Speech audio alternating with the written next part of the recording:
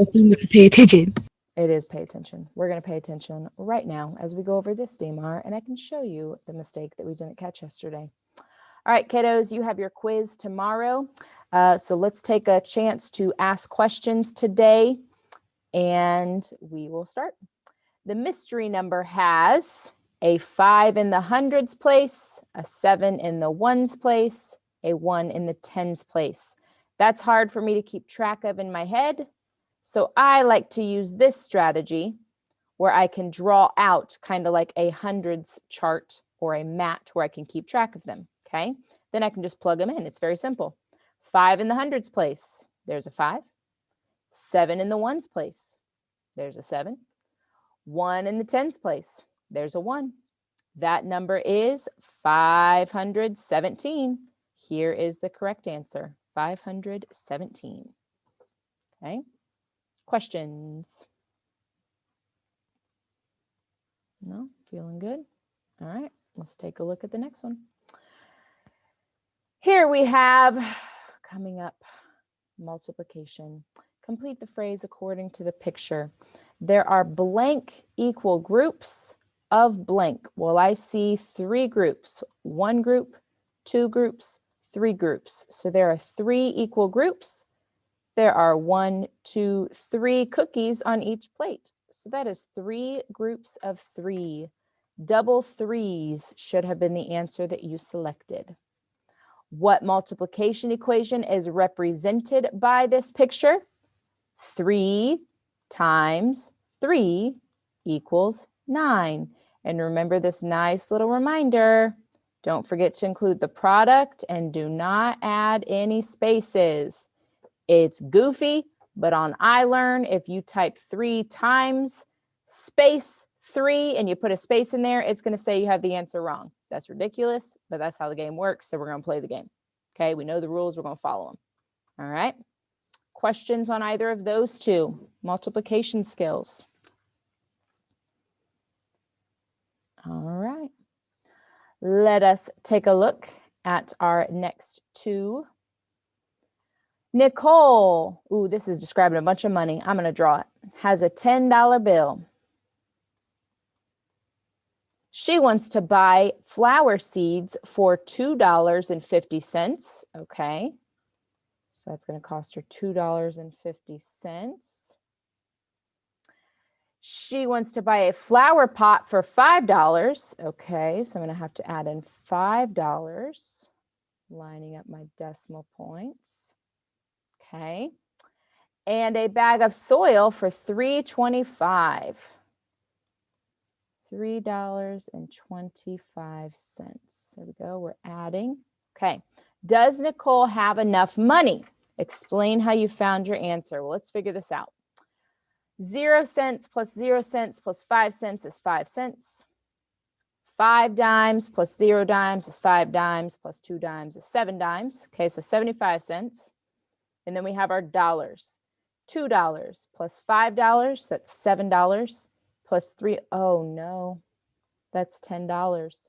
She needs $10.75. So can she buy them? Does she have enough money? No, because when I add all the prices together, I get more than $10. Not to be confused with no, because she needs more items. She definitely can't get more items. She can't even buy the items that she wants to buy. Okay. Questions there? Okie dokie. Here's the mistake. Aiden, G, and William caught it. The teacher did not. The teachers did not. Here it is. 15 bananas are shared equally by 3 monkeys. How many bananas does each monkey get? All right. I'm going to draw a monkey. Here's his ears. He looks more like a bear, but that's okay. And a monkey. And another monkey. Here we go. Okay. I have 3 monkeys here. And they each get 3 bananas. 1 banana, 2 bananas, 3 bananas.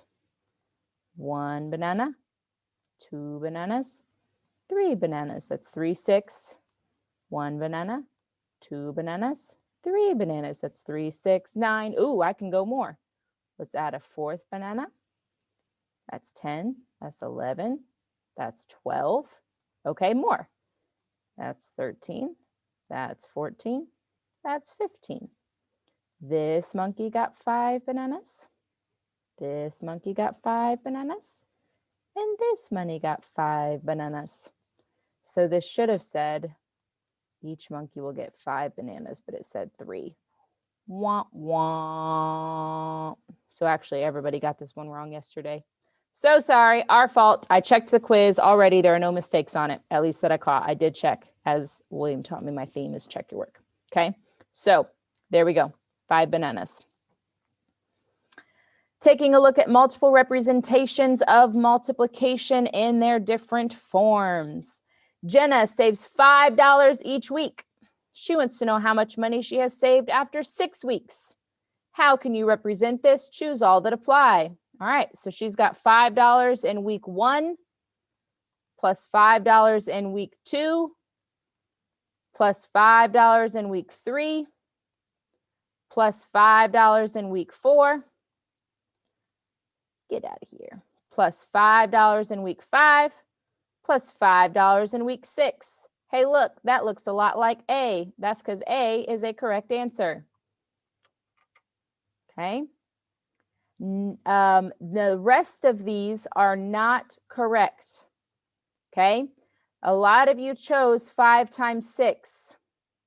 That would be 5 weeks getting $6. That's not what she did. She saved $5 for 6 weeks. So she had 6 groups of 5. Okay, so A is our only correct answer there. William. That got so confusing. It got so confusing. Here, I'll tell you, I gave this example to Levin yesterday. So we know this, but we're forgetting because it's been a bit since we've gone to multiplication. When we're talking about groupings, okay, groupings. Let's say this, William. Let's say that you are having a birthday party. Here's your birthday party hat. Boop, boop, boop, boop, boop. There you go. Okay, you're having a birthday party. Okay, you are going to have 4 friends come over. Yay. Terrence, I don't know. It's William's party. I can't really speak to it. We had the same birthday. All right, there we go. So you got 4 friends coming over. Okay, 4 friends. You want to give each friend a bag of candy when they leave your party as like a little gift. Okay, but you only have 12 pieces of candy. So what you're going to do is, because you know your multiplication facts, you're just going to quickly give each person 3 pieces of candy in their bag. So right now you have 4 bags of 3 pieces of candy. You with me? Now, let's say you made a mistake. Let's say for your party, when you were getting ready, you accidentally made 3 bags. 1, 2, 3. And you put 4 pieces of candy in each bag. And it's time to go. And you get your bags of candy and you say, here you go, Bobbert. Here you go, Stevie Weevy. Here you go, Rodrigo. Oh, Terrence. Oh, no. Oh, no. It'd be my birthday. No. Oh, too. no. We had the same birthday. What happens to Terrence, William? He ain't got no candy. You're such a jerk, William. How could you do that to Terrence? Oh, my gosh. We had the same birthday. And you didn't give him candy on his birthday? Oh, okay. Now, this is the reason that groupings matter, okay? This is why 4 times 3 is different from 3 times 4. Because in the real world, when you're making groups, if you switch those, somebody ain't getting their candy. Both of them have 12 pieces of candy. There's 12 right here. There's 12 right here. But if you change the number of groups, you're now no longer prepared. Is that more clear? Yes. Okay. So that is why we have to be very careful with not choosing 5 times 6 when it's really 6 times 5. It's a completely different grouping, and somebody ain't getting their candy. Okay? All right. What is the area of the shape? We know that area, what did I do? There we go. Area is equal to length times width. Our length is 7 inches. Our width is 3 inches. 7 times 3 is 7, 14, 21, 21. We're working with area, so we're talking about the space inside of a shape, which means we go left and right, and we go up and down, and that is 2 directions. So it is inches squared. 21 inches squared is your correct answer. Finally, onto the perimeter, we know that the perimeter is equivalent to the side plus the side plus the side plus the side. We have a top and a bottom side that are each 7 inches. We have a left and a right side that are each 3 inches. So the question is, how much space is going around the outside of the shape? 7 plus 7 is equal to 14. 3 plus 3 is equal to 6. 14 plus 6 is equal to 20. 20 what? 20 purple unicorns flying through space. No. 20 inches. Got our labels, okay? Miss Bram, I just realized we're twinning today. Aww. Oh, Terrence, don't be mad that you didn't get candy and take it out on me and Miss Bram twinning, okay? All right. DMR quiz is tomorrow, okay? You got your graded quiz tomorrow. You got one last shot at practice today. You only got one shot, do not. All right, just kidding. Make sure you get it done, okay? All right. It's time to move on. We're moving on to elapsed time. And too much time has elapsed, and we got to make up for some of that. So here we go. 17 minutes is not that long. You're right. It's not that long, but when the whole time is 45 minutes, it's more than 1/3 of the time. That's a long time. So there you go. We just did fractions, elapsed time, and subtraction and addition. Look at that. Okay. Elapsed time. You have an activity on Seesaw. That activity is titled Elapsed Time, using a number line, day 1. Okay. We are going to take a look at a new strategy today. This is a very visual strategy to understand elapsed time moving forward or looking back at how much time has already elapsed. Okay. Please go ahead and click on that Add Response button. That will take you to slide 1. While you are pulling that up, I'm going to go ahead and play our slide 1 so you can hear our goal today with our vocabulary. We have been working the last few days on telling how much time has elapsed using minute intervals and solving real-world problems involving addition and subtraction of time intervals in minutes. We have been using an online interactive clock or a clock in our hands. Today, we are going to learn a new strategy on how to tell how much time has elapsed using a number line. Okay. Number line is what we're going to take a look at. On slide 2, this is our elapsed time review video. If you would like to watch this later, please feel free. This is looking Why at can't how we much watch it time now? has passed. I already went over this. 19 minutes have elapsed. All right. We are, however, going to watch a visual example of how to use a number line, a tool that you're very familiar with, to show a time elapsing. Okay. So here we are.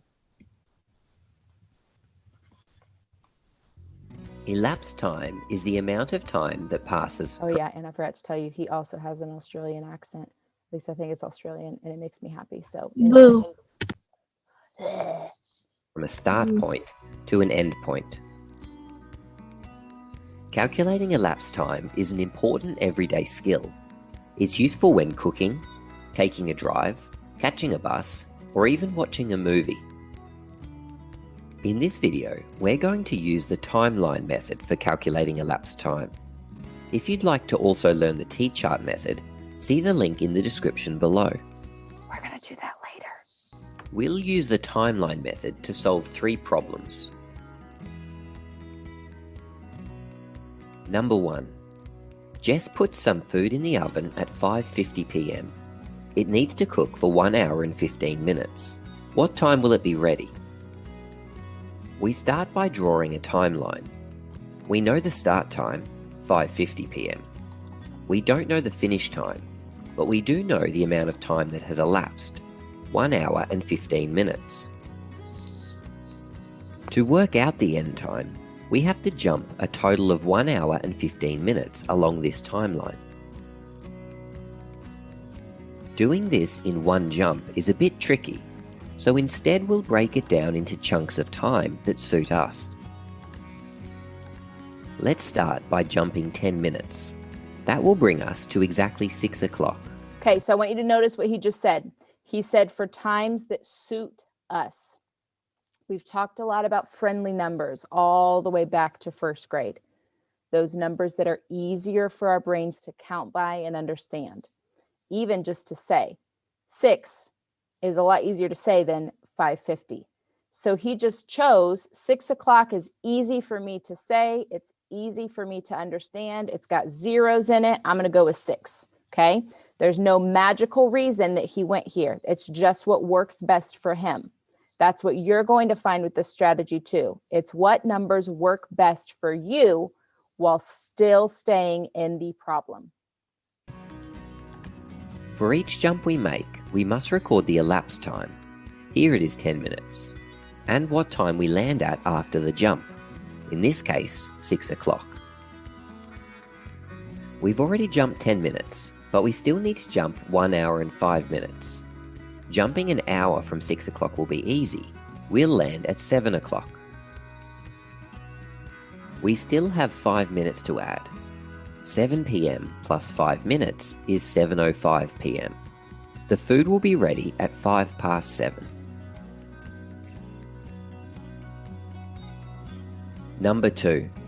Chris is taking a bus from London to Paris. It leaves London at 8:17 a.m. and arrives in Paris at 3:40 p.m. How long does the trip take?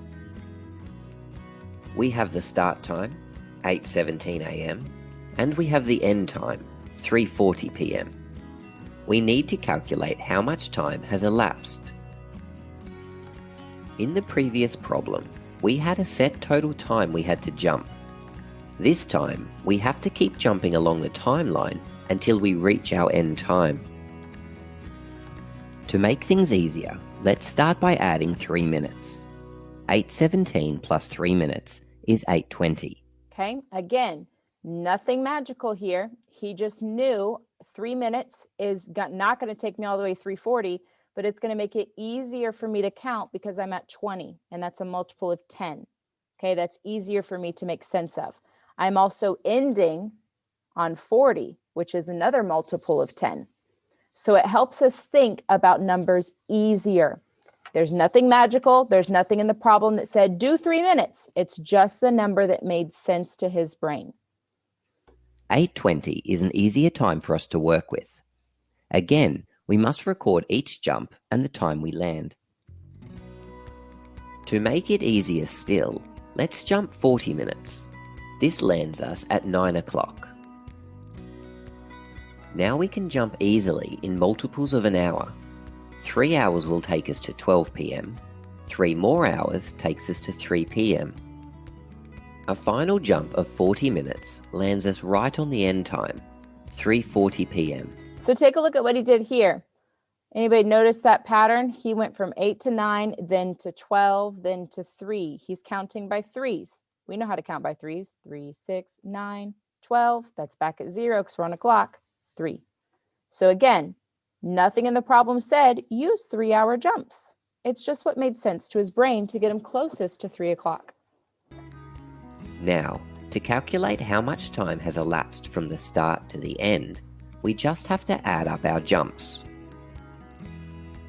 3 minutes plus 40 minutes plus 3 hours plus 3 hours plus 40 minutes equals 7 hours and 23 minutes. The trip takes 7 hours and 23 minutes. Number 3. Brad wants to watch a movie. It goes for 1 hour and 32 minutes. He doesn't want to stay up too late, and so wants to finish the movie by 8:45 p.m. This is the way I use elapsed time the most, y'all. Every night of my life when my husband's like, let's watch another episode, I'm like, hold on. Nope, it'll be over at like 10:30. I gotta go to bed. So elapsed time in real life right there. What time should he start the movie by? We know the elapsed time, 1 hour and 32 minutes, and the end time, 8:45 p.m. We must work out the start time. Notice in this problem, we'll be starting at the end of our timeline. We're going to be working backwards. That means we'll be subtracting time instead of adding. Again, jumping all of this in one go might be a bit tricky, so let's break our elapsed time into chunks. We'll start by subtracting 1 hour. Okay. Now this time the hour is right here. You're going back an hour. He knows 8:45. I'm just going to move down 1 hour. 8 minus 1 is 7. So now it's 7:45. Take away 1 hour is 7:45. As always, we must record the jump and the time at which we land. Okay, now he's got that 32 minutes left. Let's see how he breaks that down. Now we're left with 32 minutes to subtract. We could do this in one jump, but I'm going to start with a jump of 30 minutes. This lands us at 7:15. Now a final jump of 2 minutes lands us at 7:13. Brad needs to start watching his movie by at least 7:13 p.m. to be finished by 8:45 p.m. This is how we can use the timeline strategy to solve problems involving elapsed time. If you'd like to learn or practice the T-chart strategy, check out the link to the video in the description below. All right, so we're going to practice this here. Again, like he said, when we're using the timeline, we want to record the picture of the jump and how long that jump was and where it put us at the time. Okay, those are the 3 most important steps here. So let's take a look back at your seesaw task. Slide 4 goes over the tools that you can use. We're going to use a timeline today, and if you would like to use that clock to check your work, there is the link for it. Let's hop to slide 5. This is a video example. When you are doing your independent work today, if you're like, oh shoot, I forget how to do this, please come back to slide 5 and watch it. Let's go on to slide 6. This is what we're going to do with your teacher. Use the number line to help you solve the problem. Be sure to label with AM or PM. Here we go. How much time has elapsed from 8 to 8:35? Let's record what we know. We know that we are starting at 8. So down here on my start time, I am going to write 8. Now, this problem doesn't tell us what's happening. It doesn't say if we're brushing our teeth. It doesn't say if we're eating breakfast. So we're just going to make a choice. Okay? Elijah, do you want it to be AM or PM? What do you think? 8 in the morning or 8 in the evening?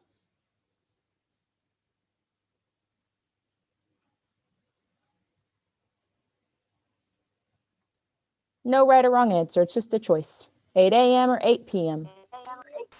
AM. AM. All right, Elijah has spoken. It is 8 a.m. If that was today, y'all should have been doing your Lexia. All right, we're starting at 8 a.m. We are going to stop at 8:35. Lexia is going to be over at 8:35. It is still a.m. because we know that we change at 12 and we didn't cross over the 12. Okay? We're still in the a.m. section of time. Okay? Our question is, how much time has elapsed? How much time has passed over or gone through between 8 and 8:35? Okay, so let's take a look at this together. We're going to go ahead on our timeline and we're going to record our start time of 8. Okay, we got our start time right there. We have 35 minutes. In my head, I can break that down between 30 and 5 minutes. So that's what I'm going to do. My first hop, I'm going to make a decently large hop. It's going to be 30 minutes. So let's hop forward plus 30 minutes.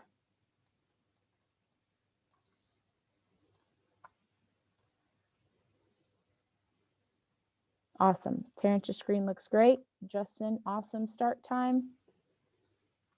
Thank you. Great job getting those start times. Let's get that number line filled out, kiddos. Josh, hop to your number line so I can see it, please.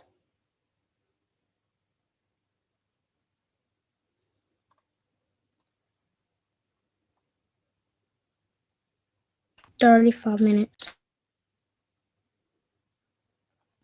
All right, so we've got our timelines filled out. Wonderful. So we've gone 30 minutes. 30 minutes after 8 o'clock is 8:30. That's easy for me to see because we started with zeros, and I know that 0 plus 30 is 30. So it's now 8:30. Make sure you filled that in. Now we've just got to hop those 5 minutes. So we've gone 30 minutes. We got to get to 35. We're at 8:30. We got to get to 31, 32, 33, 34, 35. So we're going to hop 5 more minutes. Notice that my hop is a lot smaller than the 30-minute hop because 5 minutes is less time than 30 minutes. So now we are at 8:35.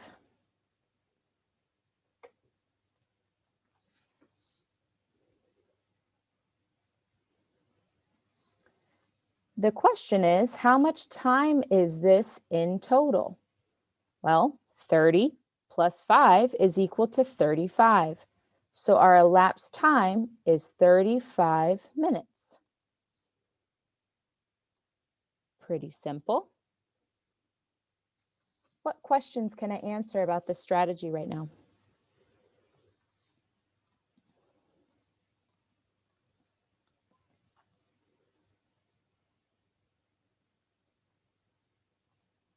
Okay. Let's take a look at our next one here on slide 7. This again is another video example. Now they're going to give us the elapsed time and we got to figure out when it's going to end. Let's solve one together. And later, if you're working and you feel like you need another example, come watch the video. Let's go to slide 8 with your teacher. Use the number line to help you solve the problem. Be sure to label with AM or PM. Lucinda baked muffins for her family's breakfast. They needed to bake for 25 minutes. If she took them out at 8:45, when did she put them in the oven? Okay, so let's hear from Justin. Justin, if I am taking something out of the oven, did it just start baking or did it end baking if I'm taking it out? It and baking. Ended baking. So it says right here she took them out at 8:45. So just like Justin just said, let's go ahead and put that at our end time, 8:45. Justin, you get to make a second choice. This says she's making muffins for her family's breakfast. If it's breakfast, do you think she's baking at 8:45 a.m. or 8:45 p.m.? 8:45 a.m. A.m. That's right. It is morning time. Breakfast is typically consumed in the morning before noon. Okay. All right. 8:45 a.m. William, are you going to tell me that she might be baking the night before? No. I thought I had you figured out. What are you going to tell me? It's possible that she could be making breakfast for dinner. It is possible. You are correct. And if you wanted to make that argument, I'd let it fly. But we're going to go with what's most likely here. But good call. All right. They needed to bake for 25 minutes. 25 minutes is the elapsed time, okay? So she took them out of the oven at 8:45. That means 25 minutes earlier, she started baking them. She put them in the oven, okay? So let's go ahead and fill out this number line. 8:45 a.m. is when the baking was done. It's when it stopped. It's when it finished. It's when it was over. So let's put that at the end of our number line. Okay? Goes at the end there. Yes, Terrence. The answer is already telling us what the answer is. Because we could use subtraction and do 45 minus 25. You're getting the hang of it. You're correct. We're moving backwards in time, which is subtraction. Wonderful. So we are at 8:45 a.m. We're going to move backwards 25 minutes. Now, I know that I'm at 45, okay? I'm going to move backwards in 2 chunks. I know that 40 can be thought of as 4 and 20 can be thought of as 2. And I know that 4 minus 2 is equal to 2, so that can take me back to 20. So let's hop backwards minus 20 minutes. Okay, we're going backwards 20 minutes. And as I just shared, I did 20 minutes for what I know. 40 can be thought of as 4. 20 can be thought of as 2. 4 minus 2 is equal to 2. So 40 minus 20 is equal to 20. So it is now 8:25. And I know that we still have that 5 because 5 minus 0 is equal to 5. If I needed to, I could write that out up here. 45 minus 20 is equal to 25. And take a look there. It's sure enough 8:25. Okay. Camille, I think you might have wandered off, sis. Let's get back together, please. We're on slide 8. We're writing on slide 8. You need to be writing with us. Okay. So we've hopped backwards in time. So we've subtracted our 20 minutes. Our elapsed time is 25. So now we're going to subtract that last 5 minutes. And again, my 5-minute hop is going to be much smaller than my 20-minute hop. I'm at 8:25 and I'm subtracting 5. Well, 25 minus 5 is equal to 20. So that means Lucinda started baking the muffins at 8:20. So I'm going to write that as my start time. 8:20. And as Justin decided for us, it's most likely AM. So we're going to continue to keep it AM because as you can see on our number line, we didn't cross over the 12. So it's still the same section of day. Okay.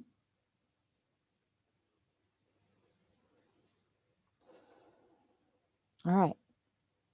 You have a task today to complete slides 9 through 12. So it's 4 problems, 9, 10, 11, and 12. You are going to use this number line strategy. I'd like for you to remember that on slides 5 and slide 7 are example videos. So if you start working and you think, oh, I forgot how to do this, go back to slide 5, go back to slide 7, and watch those examples.